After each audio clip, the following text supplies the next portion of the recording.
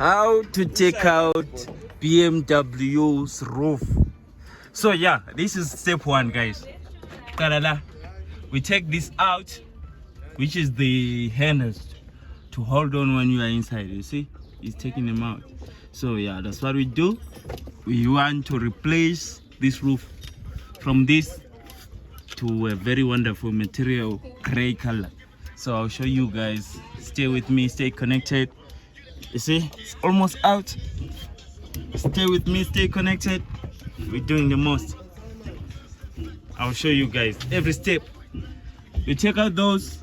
After those, you take out these. After these, you take out these. After these, you take the light out. After the light, you can then take the sun visor out. After the sun visor, the roof is out. So this is how we take the sun visor out. Screw it out. It has the star screws. So it's simple. Just screw it out and then you just pull it. It's gonna come out. Then you are done. I'll show you once it's all done, guys. Thank you for staying with us. Stay connected.